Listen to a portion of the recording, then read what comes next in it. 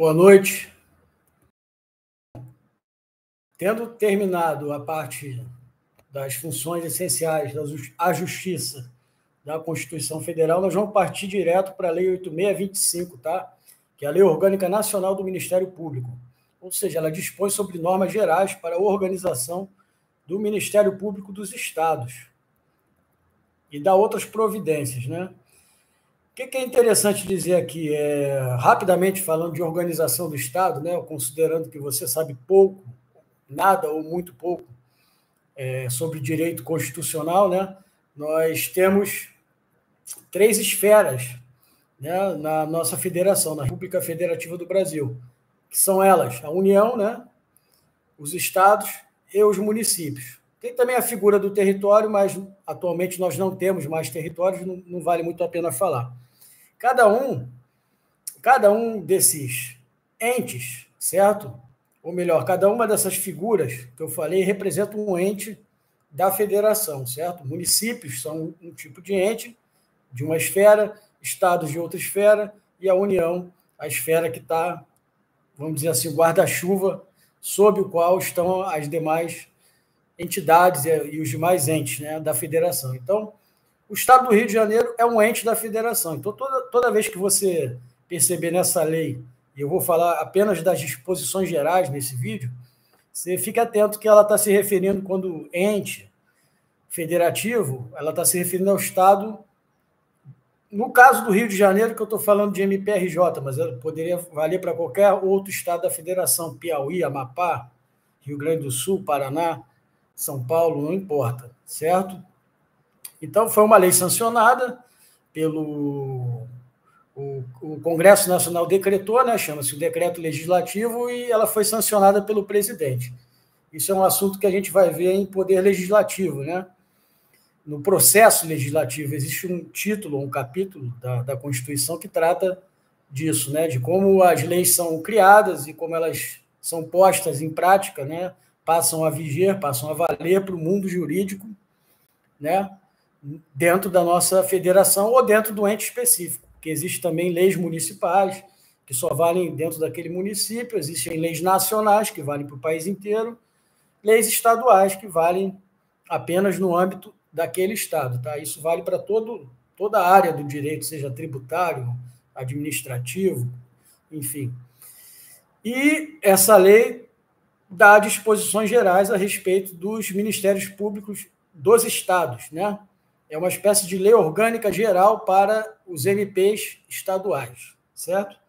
E aí, quem já assistiu alguma coisa do que eu gravei antes, vai perceber que a coisa se repete. A gente viu a Constituição inteira, a parte do MP, né? Ficamos nela, e você vai ver que, se você estudou aquilo ali, a boa parte do que você estudou ali vai se repetir, pelo menos no princípio da lei. Depois ela começa a detalhar mais coisas que a Constituição não tem expressamente, porque a Constituição é uma espécie de regra geral, né? Então, ela só dá aquelas primeiras normas, os princípios, né? E institui as organizações, e tá, mas ela não cuida de detalhes específicos. Essa lei, que é uma lei específica, também não é uma lei complementar, vamos falar sobre isso daqui a pouco, ela já começa a dar mais detalhes sobre a organização dos ministérios públicos dos estados, no caso. Então, preste sua atenção para você ver que aquilo que eu falei antes, no que diz respeito à Constituição Federal, se repete, assim, né? É gritante. Artigo 1º. O Ministério Público é uma instituição permanente, essencial à função jurisdicional do Estado, incumbindo-lhe a defesa da ordem jurídica, do regime democrático e dos interesses sociais e individuais indisponíveis. Por que eu não vou explicar? Porque eu já expliquei isso na parte de Constituição Federal, então não vou perder tempo de novo. A partir de agora, a gente vai ganhar mais tempo sobre certos aspectos, né? Parágrafo único do artigo 1º. São princípios institucionais do MP a unidade, a indivisibilidade e a independência funcional. Letra da lei da Constituição, mais uma vez. Certo? Aí o artigo 2º traz alguma coisa diferente, mas não foge do que a gente já estudou. Lei complementar denominada Lei Orgânica do Ministério Público, cuja iniciativa é facultada aos procuradores gerais de justiça dos estados, estabelecerá, no âmbito de cada uma dessas unidades federativas, normas específicas de organização, atribuições e estatuto do respectivo Ministério Público. O que esse artigo quer dizer? A gente já viu isso, mas aqui está escrito talvez com palavras diferentes, né? Lei complementar, no caso do MP Rio de Janeiro, que é o que nos interessa, é a Lei Complementar 106, que nós ainda não vimos, mas vamos ver, e quando virmos essa lei, vamos nos deparar com muitas coisas em comum à Constituição e à Lei 8625, que é a que eu estou trabalhando com vocês agora, certo? Então, ela fala, lei complementar, denominada Lei Orgânica do MP, cuja iniciativa é facultada aos procuradores gerais de justiça dos estados. Quem são os PGJ dos estados? São os chefes, tá? Então, cada unidade da federação, cada ente federativo, né, cada estado, para ser mais claro, possui um procurador-geral de justiça. Existe um processo para escolher esse membro, semelhante ao procurador-geral da República, que nós falamos na parte constitucional, e a iniciativa da lei é facultada a eles. Então, parte deles, o ímpeto, a decisão de criar essa lei, de elaborar essa lei, mandar para a Assembleia Legislativa do Estado, para que ela seja votada e depois sancionada pelo chefe do Executivo Estadual, que é o governador, né, do Rio de Janeiro, no caso. Certo? E ela estabelece, no âmbito de cada unidade federativa, então, vamos ler assim, no âmbito do Estado do Rio de Janeiro, normas específicas, por isso que eu falo. Agora ela começa a especificar aquilo que está escrito na Constituição. Normas específicas de organização, atribuições e estatuto do respectivo Ministério Público. Respectivo, no caso, MPRJ. Organização, atribuições e estatuto. Certo? Estatuto é uma lei também, tá? Falando em termos gerais. E no parágrafo único nós temos a organização, atribuições e estatuto do Ministério Público do Distrito Federal e Territórios serão objeto da Lei Orgânica do Ministério Público da União. Se vocês lembrarem bem, quando a gente viu a parte da Constituição, nós tínhamos lá 4 ramos, né, sob o guarda-chuva do MPU, que eram o quê? Ministério Público Federal, Ministério Público Militar, Ministério Público do Trabalho e o MP do Distrito Federal e Territórios. Ou seja, quem cuida da organização desse MP do Distrito Federal e territórios, embora não tenhamos mais territórios, ou pelo menos atualmente não tenhamos, essa figura pode voltar a existir, mas no momento não existe território mais no Brasil, ela fica sob iniciativa do PGR, do Procurador-Geral da República, né? Ele acaba sendo o chefe também do MP do Distrito Federal e Territórios. Nas outras unidades, qualquer estado brasileiro é diferente. Vai ser o PGJ, Procurador-Geral de Justiça, que vai ter iniciativa e que terá essa atribuição, né, de cuidar da organização, das atribuições e do estatuto do Ministério Público, no caso do Rio de Janeiro. O do DF Territórios cabe ao Ministério Público da União. Então, é mais do mesmo que a gente está vendo. Vamos aqui para o artigo 3º. Estamos ainda nas disposições gerais, tá? E nesse vídeo vamos ficar nela. Artigo 3º. Ao Ministério Público é assegurada autonomia funcional, administrativa e financeira. Mesma coisa da Constituição. Cabendo-lhe especialmente praticar atos próprios de gestão, são atos de organização, né? Atos de administração, né? Feitos pelos gestores, que dizem respeito a uma série de coisas. A gente pode falar de licitações e contratos, de criação de uma nova repartição do MP do Rio de Janeiro em algum município onde não haja. O município não tinha nada lá, não tinha uma sede do MP lá. Ele cresceu, de repente, viu-se a necessidade, né, de haver essa demanda de criar uma repartição ali, né, um MP, uma representação do MP Rio de Janeiro naquele determinado município, é um exemplo também de um ato de gestão. Nomear servidores após concurso público, cuidar da organização do concurso público, tudo isso cabe ao MP. Ele tem autonomia para fazer isso, né? Para prover cargos, para criar planos de cargos e carreiras, tudo aquilo que a gente já viu na Constituição. Inciso 2. Pulou aqui, só um momentinho. Praticar atos e decidir sobre a situação funcional e administrativa do pessoal. O que é isso? Gestão de pessoas. Ok? O MP Rio de Janeiro tem autonomia para fazer a sua própria gestão de pessoas, certo? Isso diz respeito a RH, diz respeito à contratação, diz respeito a, por exemplo, um processo administrativo disciplinar, que nós vamos ver em outra lei o que é isso, certo? E isso corrobora aquilo que eu falei, não existe esse negócio de nunca mais seja demitido, porque através de um PAD, processo administrativo disciplinar, um servidor público, dependendo da infração que ele cometeu, o crime, ele pode ser processado primeiro na esfera administrativa, em última instância, isso ser levado para o Poder Judiciário, e lá o juiz bateu o martelo, enfim, depois de todas as instâncias do judiciário, que não são poucas no Brasil, o cara pode sim ser demitido, e existem casos, tá? A verdade é que são raros e é muito difícil, mas não é verdade que se você for nomeado para um cargo público e passar pelo estágio probatório, nunca mais você vai ser demitido. Isso não é verdade. Tá? Isso dá uma falsa impressão de que você vai chegar lá e poder fazer o que quiser, chegar a hora que quiser, fazer o seu próprio horário, não obedecer ordens. Não existe isso. Tá?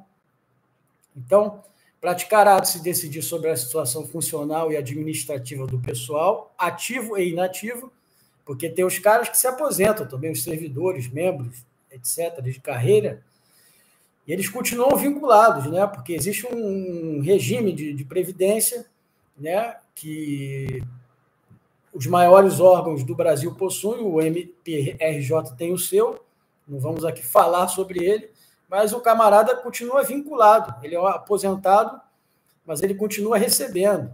Existe também a figura da reversão, que é um inativo, que quando os motivos da aposentadoria dele deixam de valer, ele pode ser revertido, voltar a trabalhar, entendeu? Tem a figura da reintegração, que é um cara que, por sentença judicial, foi demitido e, após entrar na justiça e pleitear lá seus direitos, ele consegue provar que a demissão dele foi injusta, então ele é reintegrado. Então, tem uma série de informações nas entrelinhas, né, da letra da lei que nós estamos lendo e que vale a pena comentar. Por isso que eu falo, meu vídeo não é uma aula, né? Não é uma aula enxuta para você de decoreba, não, é para falar, para te trazer conhecimento, cara, mais amplo mesmo, entendeu? Para abrir sua mente. Estudar, você vai pegar o seu material lá, que vai estar enxuto, a maioria dos bons cursos vão te dar um material enxuto, suficiente e necessário para você ter a sua aprovação. Não vai ser assistindo meus vídeos somente que você vai passar, mas aqui você vai ter, de forma mais descontraída, uma noção muito maior de como funciona a máquina pública, né? E cada assunto que a gente vai abordando, a gente vai ver que todos os assuntos são entrelaçados, né? Então, ele administra o pessoal ativo e inativo da carreira e dos serviços auxiliares. Da carreira são os procuradores, tá? No caso do Estado, os promotores, melhor dizendo, tá? E dos serviços auxiliares, no caso do MP, são os técnicos e os analistas. São basicamente esses 3 cargos, tá? Existem ainda cargos antigos que provavelmente vão entrar em extinção depois que as últimas pessoas se aposentarem ou saírem ou pedirem exoneração. Então, basicamente, o que é o quadro? Membros de carreira, procuradores, né? Que formam um colégio, um colegiado, vamos falar sobre isso. Analistas, né, que são pessoas da área processual ou áreas específicas, como engenharia, administração, contabilidade, economia e outras. E os técnicos, que, na verdade, eu sou técnico, né, na Defensoria Pública, e acaba que, muitas vezes, até porque os órgãos nomeiam um pouco, muitos técnicos acabam exercendo a função de analista, e muitas vezes até sem ganhar. adicionais por isso. Mas não tem problema. Para mim, por exemplo, na Defensoria Pública está sendo uma experiência muito boa, porque como técnico eu estou redigindo peças, razões,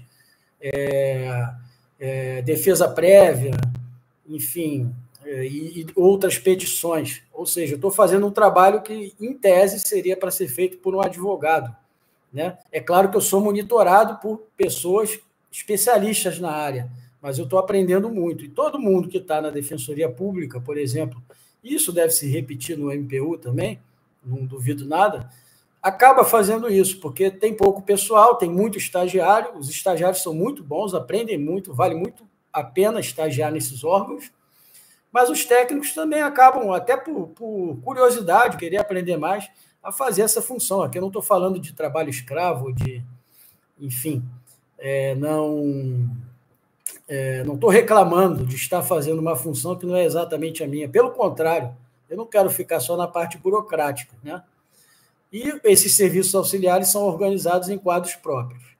No inciso 3º, temos lá mais uma função, né, que tem a ver com finanças, enfim, com contabilidade, que é adquirir bens e contratar serviços, efetuando a respectiva contabilização. Eu falei contabilidade, veio a palavra contabilização.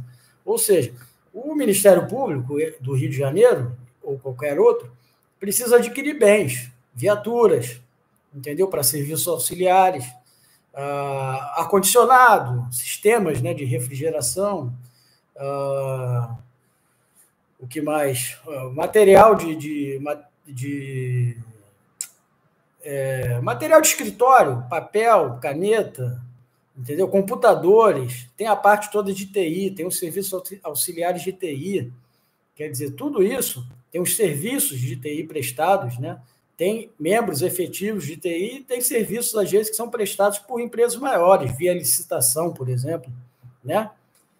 E, então, adquirir bens, contratar serviços, inclusive serviços assim, auxiliares, limpeza, segurança. Atualmente, esses serviços são todos terceirizados, né? E o MPRJ vai ter que contratar uma empresa que terceiriza esses serviços, tá? E outros, de manutenção também, etc. No inciso 5º, nós temos propor ao Legislativo, veja, a gente já falou sobre isso na Constituição Federal, propor ao Legislativo a criação e a extinção de cargos, bem como a fixação e o reajuste dos vencimentos de seus membros. Letra da lei que já estava na Constituição. Então, se você estudou a Constituição, vai para essa lei, você está estudando novamente, vale muito a pena. Não vai deixar de estudar também só porque é parecido com a Constituição, porque aqui a gente vai ter muito mais detalhes, entendeu? Essa lei é muito... a parte, né? Essa lei é muito maior do que a parte da Constituição que trata do MP, que são poucos artigos, 4 ou 5. Então, no inciso 7º, prover os cargos iniciais da carreira e dos serviços auxiliares. O que é isso? Cargos iniciais da carreira é nomear, né, via concurso público, de provas e títulos, os promotores de justiça e os cargos iniciais de carreira e de serviços auxiliares, que é o que eu já me referi, são basicamente técnicos e analistas, tá? Com raríssimas exceções. Bem como nos casos de remoção, promoção e demais formas de provimento derivado. Tá? Provimento derivado, a gente vai tratar no Decreto-Lei 220, tá? Que ele vai falar sobre isso, sobre formas de provimento, sobre exoneração, sobre reversão, que eu mencionei há pouco, e sobre outros institutos jurídicos, né, do direito administrativo que não cabem a essa lei detalhar, por isso que ela só fala en passant. Tá? No inciso 8º, editar atos de aposentadoria, exoneração e outros que importem em vacância de cargos e carreira e de serviços auxiliares, bem como de disponibilidade de membros do Ministério Público e de seus servidores. Isso não tem na Constituição, mas tem algo parecido. Editar atos de aposentadoria, o cara cumprir os requisitos, quer se aposentar, isso vai ser feito formalmente, certo? Vai sair em diário oficial, né? Um ato normativo, como eu já falei, um edital, né? Então, isso seria editar atos de aposentadoria. O cara vai ver se está tudo nos conformes. Esses atos de aposentadoria, já lembrando do último vídeo, passam depois, é um ato, chama-se ato administrativo complexo, porque ele começa, no caso do MPRJ, e ele termina no Tribunal de Contas. O Tribunal de Contas vai verificar a legalidade, tá? Principalmente a legalidade e a legitimidade daquela aposentadoria, se está tudo nos conformes.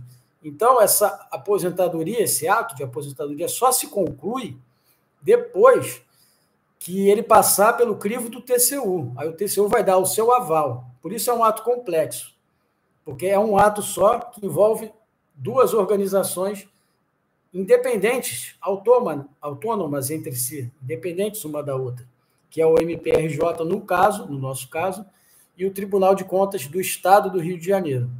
Correto? Bem como... Ok, e dos serviços auxiliares, a mesma coisa, tá? Vacância é o quê? Quando o cargo fica vago, né? Se o cara se aposentou, se o cara pediu exoneração, que é sair a pedido, passou em outro concurso que paga mais, ou paga a mesma coisa, mas é num lugar onde ele prefere morar, ou qualquer outra razão, ou ele ganhou um grande emprego na iniciativa privada para ganhar, que é onde você fica rico mesmo, não pense que você vai ficar rico sendo servidor público, porque você não vai. Você vai ganhar bem, vai ganhar um salário muito legal, mas não dá para enriquecer, porque a gente paga imposto de renda no Brasil, dentre outros impostos, né? Então, o cara foi para a iniciativa privada e pediu, não quero mais ficar nesse cargo. Isso tudo tem que passar, tem que ser formalizado, devidamente editado e publicado, né? Tem que ser dada publicidade, lembrando do princípio da publicidade lá do artigo 37 da Constituição Federal, tá? Bem como disponibilidade, né? Que eu já me referi também, acho que no último vídeo, né? A disponibilidade para membros do Ministério Público ou de qualquer outro órgão ou para servidores não é necessariamente uma coisa boa, ficar em disponibilidade. Como eu falei, na minha opinião, aí é a minha opinião pessoal, é meio que ficar na geladeira. Mas há diversas razões que geram disponibilidade, não vamos falar sobre isso agora, tá? Vamos falar, como eu disse, em momento oportuno, tratando de direito administrativo, ok? Inciso 9, organizar suas secretarias e os serviços auxiliares das procuradorias e promotorias de justiça. Quer dizer, há promotores e procuradores no MP, né?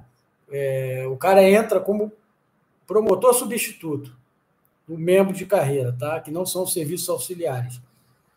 E existe uma progressão, e depois de um determinado período, se ele cumprir todos os critérios de antiguidade e merecimento, nós vamos ver isso em algum momento dessa lei, ou da Lei Complementar 106, ele vai ser promovido a procurador, certo? Que é um cargo hierarquicamente, não é hierarquicamente acima, mas é administrativamente acima, tá? Lembrando que isso é muito importante, tá? Isso vale para o MP, para o Poder Judiciário, para o Poder Executivo. Esses cargos de Estado, cargos de carreira, de membros, não existe hierarquia entre eles. Por mais que o cara seja promotor e o outro procurador, né, com certeza um é mais antigo dentro do órgão do que ele. Mas ele não não está hierarquicamente subordinado ao procurador. O promotor não está subordinado. Eles estarão subordinados administrativamente ao PGJ. Aí sim, existe uma hierarquia. O PGJ é o chefe do Ministério Público do Estado, correto? Mas, em geral, não há hierarquia entre esses cargos, certo? Há uma autonomia funcional, uma independência. Inciso 10º, compor os seus órgãos de administração, né? Que aí são diversos, enfim, diversas secretarias, delegacias, às vezes não se usa essa palavra, mas é possível de se usar, são delegações, certo? São subdivisões, vamos dizer assim, né, do órgão no Estado, porque imagina, a sede é na capital do Rio de Janeiro, mas o MP tem repartições, pelo menos nos maiores municípios e muitos municípios médios. Ele está lá presente. Então, é compor esses órgãos, tá? Dentre outras atribuições. 11, elaborar seus regimentos internos, tá? Existe uma coisa interessante que os regimentos internos, eles são considerados normas primárias, tá? Eles criam direitos, tá? Seja o regimento interno do Poder Judiciário, do STF, o regimento interno do TRT de São Paulo, o regimento interno de outro órgão qualquer, tá? E aí ele fala muito da parte funcional e não da parte administrativa, burocrática, tá? Ele vai trazer elementos a respeito da carreira, a respeito da atuação dos membros do Ministério Público num processo, a respeito desse tipo de coisa, da atividade fim do órgão, e não de atividades meios, tá? O regimento interno, diferente da lei orgânica, que é uma lei da organização geral, o regimento interno é mais específico. Ele vai tratar da função típica do órgão. Se é no MP, a função de promotoria, de procuradoria, né? De atuar no processo, de ser custos legis, fiscal da lei, de fazer investigações, diligências. É disso que trata o regimento interno, da escolha de membros, da hierarquia entre membros, quando ela existe, da composição dos colegiados e tudo mais. E no inciso 12, exercer outras competências delas decorrentes. Aí é tudo que decorre do que eu falei antes, enfim. Não preciso exemplificar muito, né? Mas vale a pena você dar uma lida. Aliás, você deve assistir esse vídeo, se você quiser, com a lei em mãos, ou no seu computador, divide a tela aí, ou só escuta, porque eu não estou colocando nada escrito mesmo, não tem slide, eu nem gosto de slide, para falar a verdade, acho aquilo um negócio meio infantil, mas, enfim, você precisa ter a lei, você precisa ler a lei, você precisa andar com ela debaixo do braço e abrir de vez em quando e dar uma olhada, isso é muito importante. Por isso que eu estou pensando em elaborar o VADMECUM para o MPRJ e talvez para o MPU, tá? Vou falar uma coisa rápida também que me ocorreu, porque eu tenho visto as notícias, está rolando aí um papo de impugnação do edital do MPU, por conta dele de muitos cargos, as pessoas não vão ter a condição de fazer a prova em suas cidades, nas capitais, e vão ter que ir para Brasília. Isso está gerando uma grande confusão, tá? Isso já está sendo judicializado, creio eu. Um monte de gente está impugnando o edital. Isso pode até acabar atrasando o concurso, acho improvável, mas pode acontecer. E, bom, por que eu falei isso? Porque eu estava falando do VADMECUM. Um VADMECUM do MPRJ eu vou produzir. Quem for membro lá do WhatsApp vai receber gratuitamente. Quem não for, vai ter que comprar. É óbvio que eu não vou cobrar nenhum absurdo, mas com certeza vai ser um trabalho muito bem feito, isso eu garanto a vocês, tá? Que eu não vou entregar uma porcaria, uma coisa mal editada. Inclusive, eu tenho experiência com edição, já trabalhei prestando serviço por estratégia, concursos, comentando questões, então é uma praia que eu tenho, modéstia à parte, domínio, tá? E no parágrafo único, as decisões do Ministério Público, fundadas em sua autonomia funcional, administrativa e financeira, olha aí, mais uma vez a mesma coisa se repetindo, obedecidas às formalidades legais, têm eficácia plena e executoriedade imediata, ressalvada a competência constitucional do Poder Judiciário e do Tribunal de Contas. Ainda agora eu falei, né? Por exemplo, o que é ter eficácia plena? É o seguinte: o Ministério Público, baseado na sua autonomia funcional, certo? Tomou uma decisão. Essa decisão tem autoexecutoriedade, ela tem que ser cumprida naquele momento, de pronto, desde que ela esteja dentro da lei, né? Por quê? Porque se for uma decisão supostamente ilegal, ou irregular, ou estranha, enfim, que chame atenção, alguém pode ir lá provocar o judiciário, ou se for um ato de gestão financeira, por exemplo, com relação a despesa de pessoal, gestão de pessoas, contratação, licitações, o Tribunal de Contas também pode ser provocado e lá, vem cá, espera aí, como é que é isso aí? Me explica melhor. Então, ele tem autonomia administrativa, funcional e financeira, mas ela não é absoluta. Ela está sujeita sempre ao crivo dos órgãos de controle externo, né?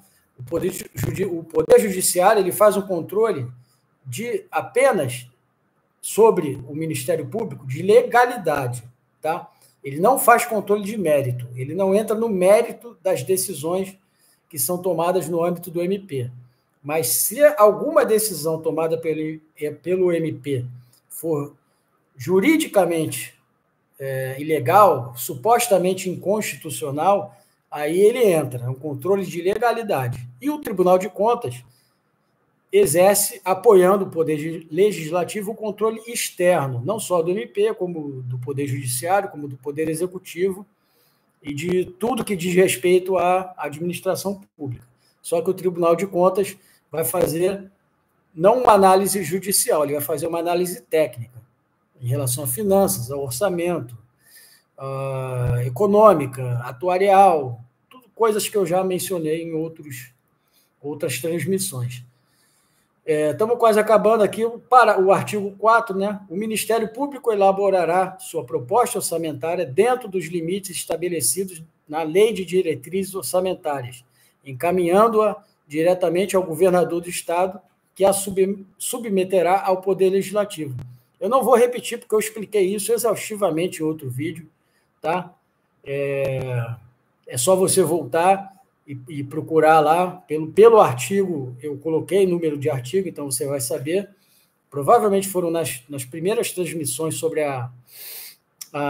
o Ministério Público na Constituição Federal, e na CF tem um artigo exatamente igual a esse, e que eu comentei pra caramba. Falei sobre LDO, falei sobre LOA, Lei Orçamentária Anual, falei sobre processo orçamentário, tá? Que é muito importante, que no MPRJ só vai cair para analista, não cai para técnico, mas no MPU vai cair para técnico, processo orçamentário. Então, fica ligado, caso você vá fazer os dois concursos. E aí temos 2 parágrafos para fechar as disposições gerais. Parágrafo 1º. Os recursos correspondentes às suas dotações orçamentárias próprias e globais, compreendidos os créditos suplementares e especiais, ser-lhe-ão entregues até o dia 20 de cada mês, sem vinculação a qualquer tipo de despesa. Eu falei muito sobre isso em outro vídeo, só que eu vou entrar em um detalhe aqui. O que são dotações orçamentárias, certo? São pedacinhos do orçamento, né? No caso do MPRJ, do orçamento do Estado, né? Então, tantos por cento vai para o MP, tantos por cento vai para o Poder Judiciário, tantos por cento vai para a Secretaria de Educação, então são dotações orçamentárias, certo? É dinheiro sob o ponto de vista orçamentário, tá? Não sob o ponto de vista financeiro, não é dinheiro espécie, são dotações, são autorizações para gastar, certo? E as dotações próprias e globais, né, no sentido geral, compreendidos os créditos suplementares e especiais. Eu expliquei isso em outro vídeo, então, se você não sabe o que são créditos adicionais, suplementares, especiais e extraordinários, volte lá que você vai ver. Inclusive, isso diz respeito à AFO, Administração Financeira Orçamentária, e isso cai muito, tá bom? Então, esses recursos ser-lhe-ão entregues até o dia 20 de cada mês, sem vinculação a qualquer tipo de despesa. Essa parte de sem vinculação a qualquer tipo de despesa diz respeito a um princípio orçamentário da não vinculação, que diz o seguinte, que as receitas de impostos não podem ser vinculadas a nenhuma despesa específica, elas têm que ter um gasto geral.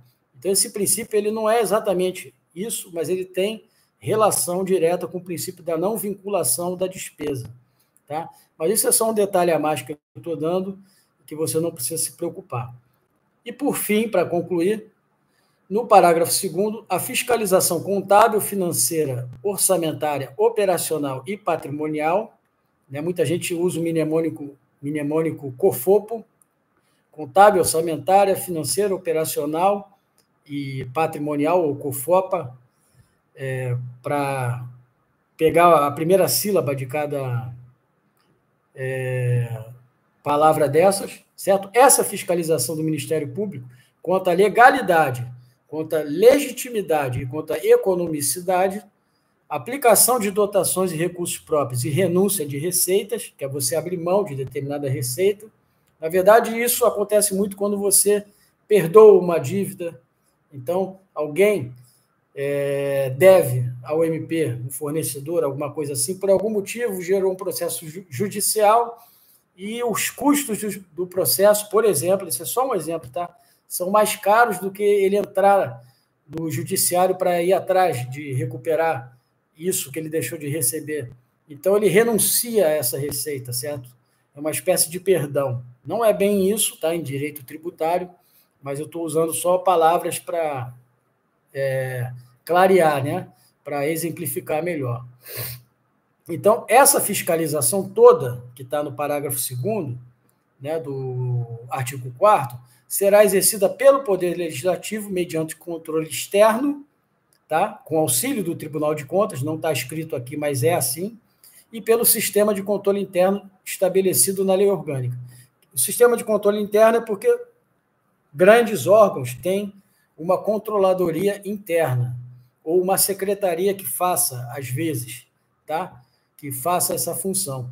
E isso vai estar estabelecido, no caso do MP, na lei orgânica, tá? Porque o Poder Executivo tem controladorias, por exemplo, o governo do Estado do Rio ele tem a CGE, Controladoria Geral do Estado. Ela cuida do controle interno, tá? Do controle operacional lá dentro, gestão de processos, tá? De projetos. E o controle externo, que é mais um controle de legalidade, um controle técnico externo, de respeito a aposentadorias, a gestão de pessoal, toda sorte de atos que podem ser fiscalizados por um órgão que está de fora, que não exerce hierarquia sobre o MP, mas que tem essa vinculação de ficar ali de olho fiscalizando, que no caso é o Poder Legislativo, certo? Por exemplo, o Estado do Rio tem a Controladoria Geral, a de São Paulo tem a sua, o município de São Paulo tem a Controladoria Geral do município, do Rio também tem, e o Ministério Público do Rio de Janeiro vai ter o seu sistema de controle interno, e nós vamos falar sobre ele na lei orgânica, né? Não nessa, mas na lei complementar 106, que é a lei orgânica do Ministério Público do Rio de Janeiro. Com isso, nós encerramos as disposições, né, iniciais, disposições gerais. Se alguma coisa ou nada ficou claro, não deixe de me perguntar, ou pelo WhatsApp, ou aqui nos comentários, né? Já que isso é uma transmissão e ninguém está assistindo, pelo menos por enquanto. Talvez um dia comece a ter pessoas assistindo ao vivo, aí a gente pode debater pelo chat. Por hora, nós vamos parar aqui, e eu vou grifar aqui que a gente parou para iniciar o capítulo 2, que trata da organização do Ministério Público, tá? Eu vou ficando por aqui. Quem tiver interesse, não conhecer e quiser entrar para o grupo do WhatsApp, tá? Vagas limitadas, vai chegar um ponto que não vai entrar mais ninguém.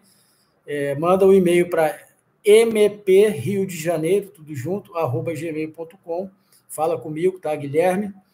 E a gente conversa rapidinho. Se eu achar que você realmente está afim, está interessado, isso é o mais importante, tá? Não precisa saber muito, não é uma prova que eu vou aplicar. Você fala comigo e você entra nesse grupo do WhatsApp sem grandes problemas, tá? Desde que você respeite as regras que nós temos lá, internas. Ok?